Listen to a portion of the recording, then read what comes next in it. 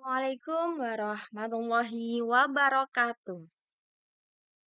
Perkenalkan, saya Nadia Dewi Mahmudah, seorang mahasiswi program studi Tadris Ilmu Pengetahuan Alam dari Fakultas Tarbiyah dan Ilmu Keguruan Universitas Islam Negeri Syekh Wasil Kediri.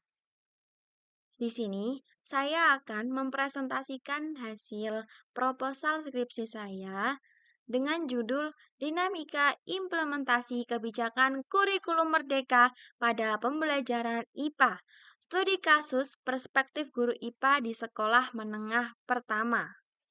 Tugas ini saya buat untuk memenuhi tugas ujian akhir semester mata kuliah metode penelitian kualitatif yang diampu oleh Bapak Dr. Ibrahim bin Said MSI. Umumnya, proposal memiliki tiga bagian penting, yakni bab 1 pendahuluan, bab 2 landasan teori, serta bab 3 yakni metode penelitian. Saya akan menjelaskannya secara terstruktur mulai dari bab 1 pendahuluan, yakni konteks penelitian. Di sini, pendidikan adalah sebuah proses yang terencana dengan tujuan untuk meningkatkan kemampuan peserta didik agar dapat berpikir secara kritis, kreatif, dan adaptif terhadap perubahan.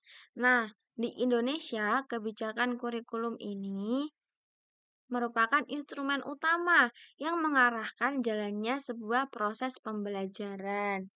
Nah, seperti hal yang ramai dibincangkan, kebijakan yang tengah baru menjadi perhatian luas yakni kurikulum merdeka yang telah diluncurkan oleh Kemendikbudristek terhadap respon tantangan learning loss pasca pandemi COVID-19. Kurikulum ini memberikan otonomi yang lebih besar kepada sekolah dan guru untuk merancang pembelajaran yang lebih fleksibel dan berpusat pada peserta didik. Nah, sehingga bukan hanya peserta didik, bukan hanya tenaga pendidik, namun peserta didik juga diberi kebebasan belajar melalui model kurikulum merdeka ini. Namun masalahnya di jenjang SMP, perubahan yang dibawa kebijakan ini ternyata tidak diterima secara seragam oleh seluruh pihak sekolah. Suatu penelitian menemukan bahwa kesiapan guru terhadap komponen-komponen baru seperti modul ajar dan asesmen masih bervariasi antar sekolah.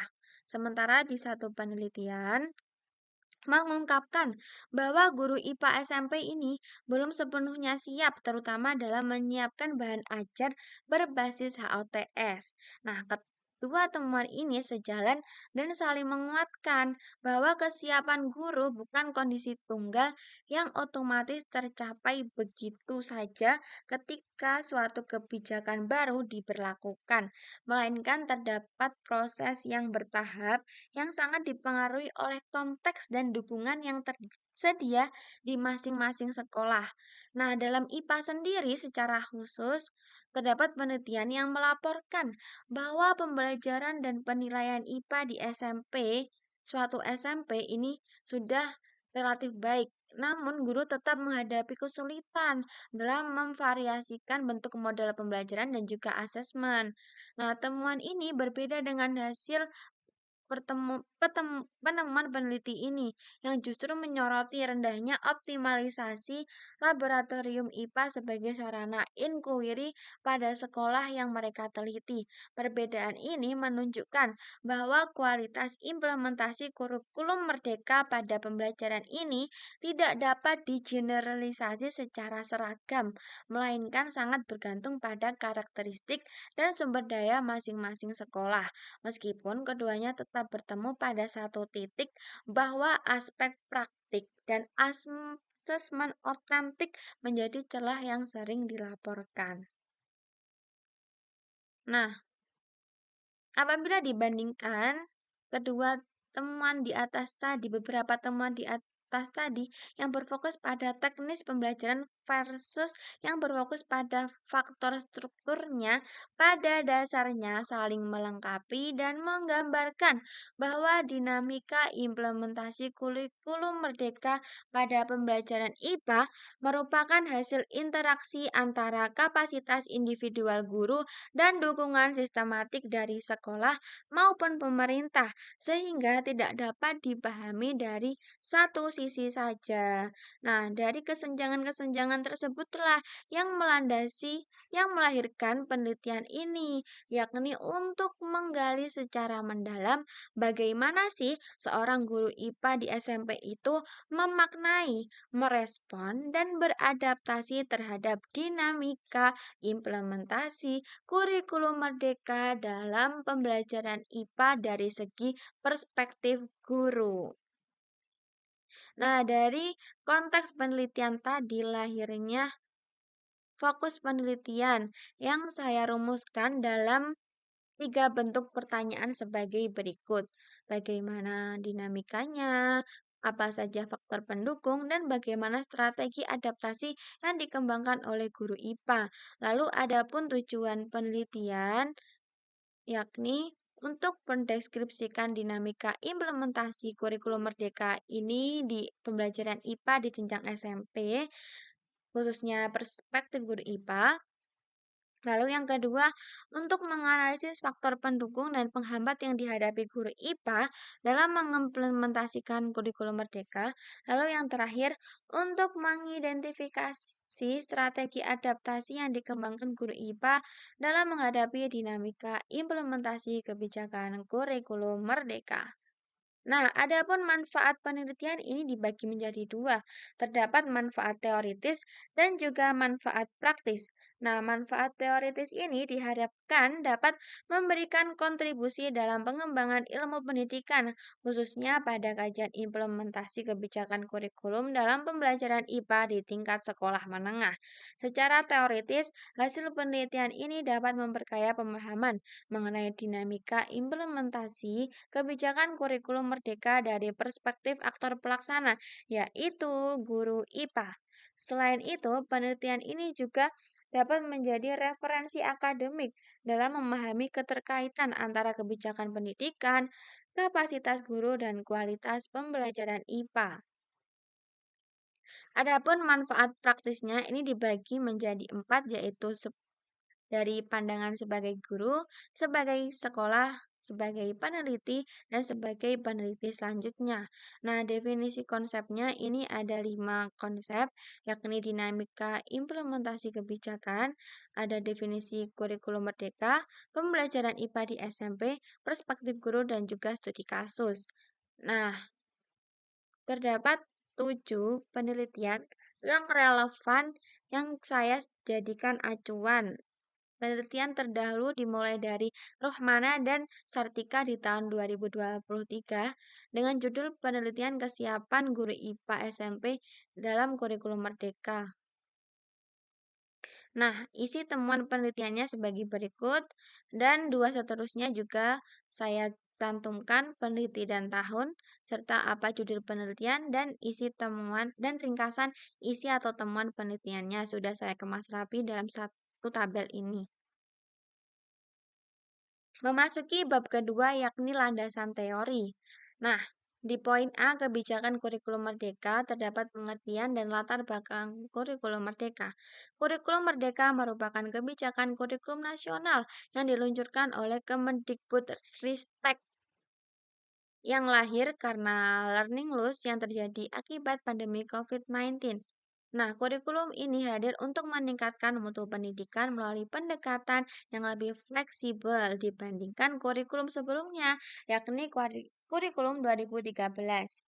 Nah, pandangan tersebut diperkuat oleh penelitian lain yang menunjukkan kurikulum merdeka sebagai kebijakan yang memberikan otonomi lebih besar kepada sekolah dan guru dalam merancang pembelajaran sesuai konteks dan kebutuhan peserta didik. Nah, Nah, jika dibandingkan, terlihat bahwa antara satu Penelitian lebih menyoroti latar belakang lahirnya kebijakan. Nah, dari sisi pemulihan mutu, pendidikan pasca pandemi, sementara dari penelitian lainnya menitik beratkan pada karakter desentralistik kurikulum itu sendiri. Sejalan dengan keduanya, ada penelitian yang menambahkan bahwa keberhasilan transisi dan kurikulum sebelumnya ke kurikulum merdeka sangat ditentukan oleh dukungan kepala sekolah dan komunitas belajar guru atau tenaga pendidikan, sehingga ketiga sumber ini sama-sama menegaskan bahwa kurikulum merdeka tidak dapat dipahami sekedar sebagai dokumen kebijakan, melainkan sebagai proses transformasi yang melibatkan banyak aktor di tingkat satuan pendidikan alias tenaga kependidikan. Dengan demikian, dapat disimpulkan bahwa kurikulum merdeka secara konseptual dibangun di atas dua pilar utama, yaitu pemilihan kualitas pembelajaran dan pemberian otonomi kepada satuan pendidikan yang keduanya saling berkaitan dan tidak dapat dipisahkan dalam memahami latar belakang kemunculan kebijakan ini. Poin kedua yakni komponen utama kurikulum merdeka. Nah, beberapa komponen utama membedakan kurikulum merdeka dari kurikulum sebelumnya yakni adanya CP pembelajaran atau capaian pembelajaran yang menggantikan kompetensi dasar atau KD. Lalu ada modul ajar sebagai pengganti RPP serta sistem asesmen yang lebih beragam. Nah, apa saja asesmennya? Yakni ada diagnostik, formatif, sumatif, dan autentik sebagai teknik yang tidak bisa dipisahkan dari proses pembelajaran. Nah, selain hal-hal itu, terdapat juga yaitu proyek penguatan profil pelajar atau P5 sebagai ruang kokurikuler untuk menguatkan karakter peserta didik. Poin yang ketiga yakni implementasi kebijakan kurikulum merdeka. Nah, implementasi kurikulum merdeka ini dilakukan secara bertahap melalui jalur mandiri yang memberikan pilihan kepada sekolah, yaitu mandiri belajar, mandiri berubah, dan mandiri berbagi. Pilihan jalur implementasi ini menciptakan variasi yang luas di tingkat sekolah dan sangat bergantung pada kesiapan dan kapasitas masing-masing institusi. Dapat disimpulkan bahwa kesiapan guru merupakan faktor paling kritis yang menentukan keberhasilan implementasi di lapangan, terlepas dari jalur implementasi yang dipilih sekolah. Nah, namun terdapat penemuan sedikit berbeda, yaitu bahwa persepsi positif para pemangku kepentingan terhadap kebijakan kurikulum merdeka ini tidak selalu berbanding lurus dengan kesiapan real di lapangan dalam mengimplementasikannya. Temuan ini menjadi penyeimbang penting terhadap dua sumber sebelumnya, sebab menunjukkannya bahwa sekedar memiliki sikap positif terhadap kebijakan tidak otomatis menjamin keberhasilan implementasi di lapangan. Dengan membandingkan ketiga temuan ini, dapat disimpulkan bahwa implementasi kebijakan kurikulum merdeka merupakan proses yang kompleks dipengaruhi oleh interaksi antara struktur pilihan jalur implementasi, kesiapan aktual guru, dan kesenjangan antara persepsi dengan praktik nyata di lapangan. Lalu di poin B, pembelajaran IPA di SMP dalam kurikulum merdeka. Nah, di poin pertama, ada teori mengenai karakteristik pembelajaran IPA. IPA merupakan bidang studi yang mempelajari fenomena alam secara sistematif melalui pendekatan ilmiah.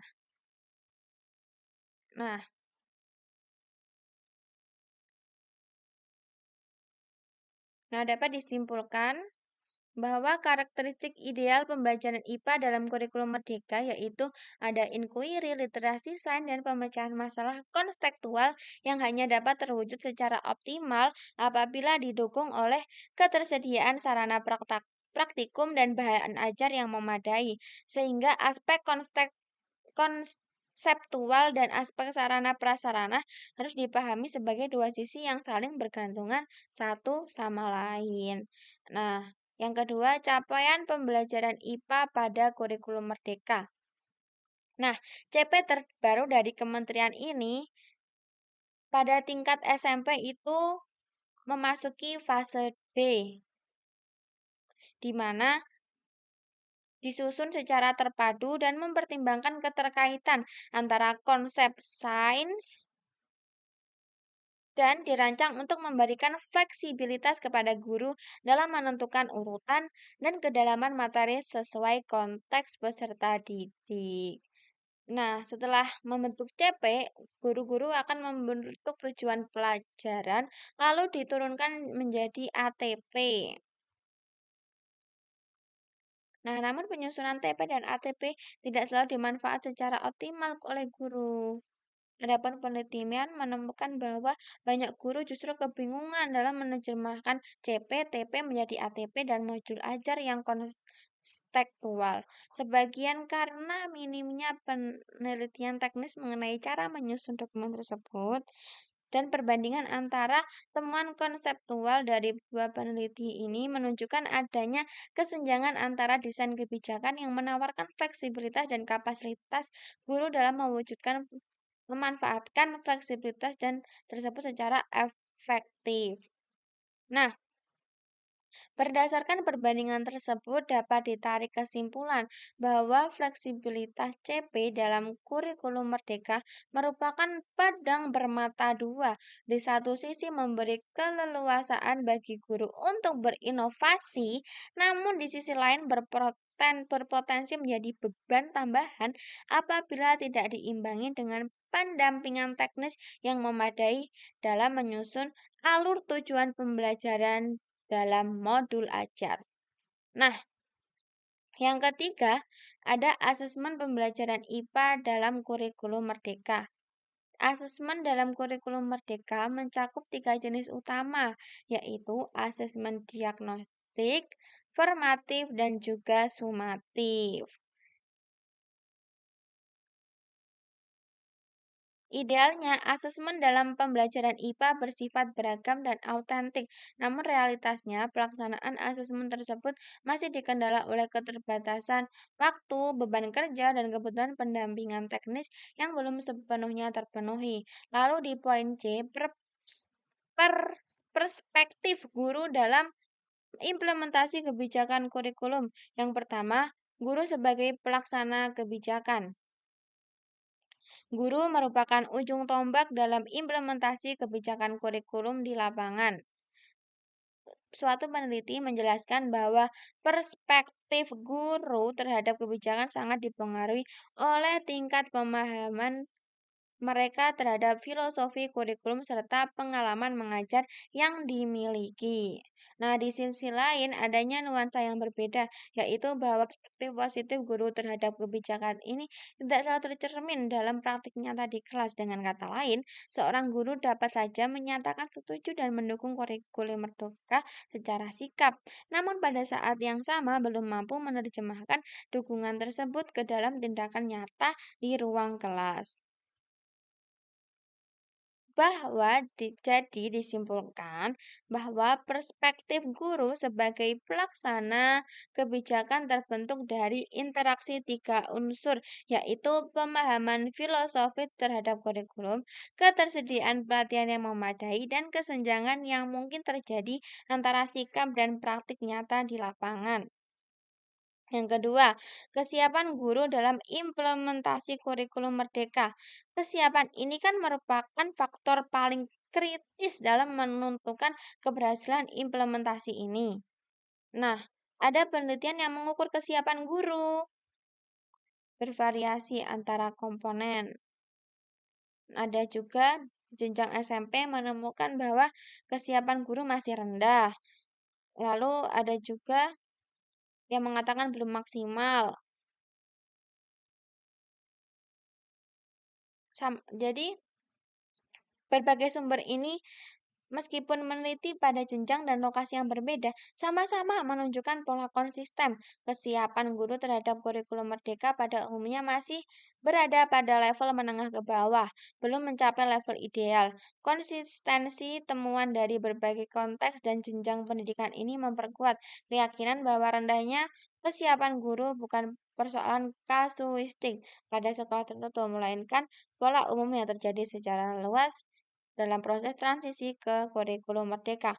Oleh karenanya, dapat disimpulkan bahwa kesiapan guru dalam mengimplementasikan kurikulum baik dari dimensi kognitif, afektif, maupun psikomotorik masih berada dalam taraf berkembang dan memerlukan intervensi berkelanjutan, bukan kondisi yang dapat dianggap selesai hanya dengan sosialisasi kebijakan satu kali.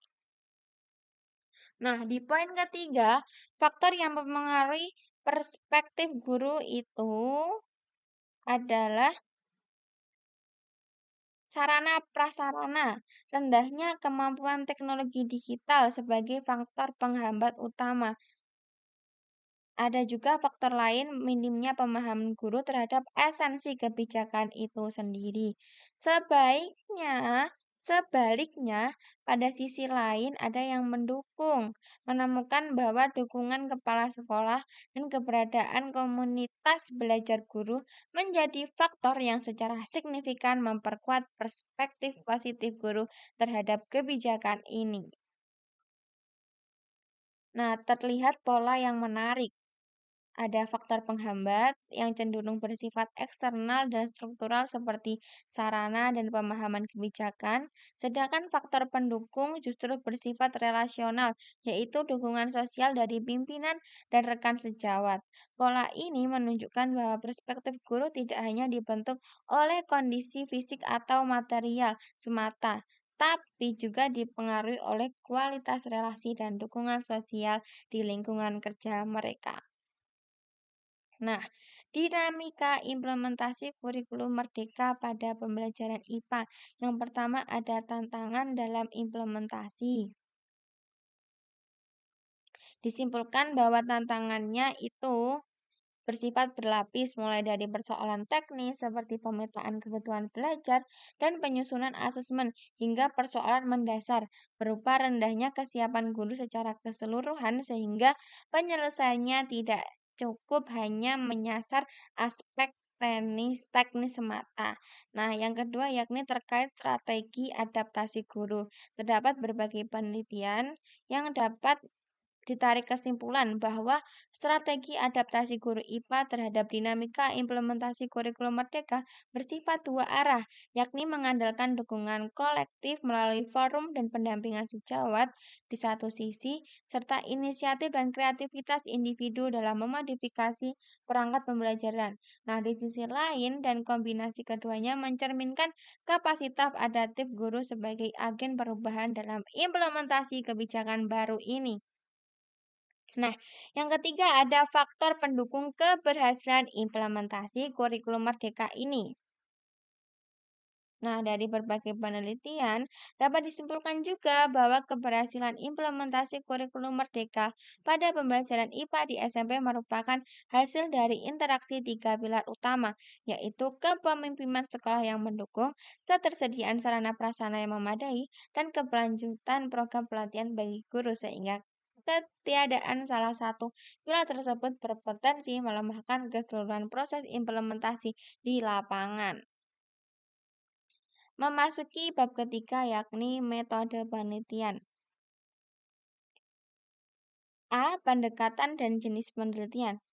Jenis penelitian yang digunakan adalah studi kasus literatur.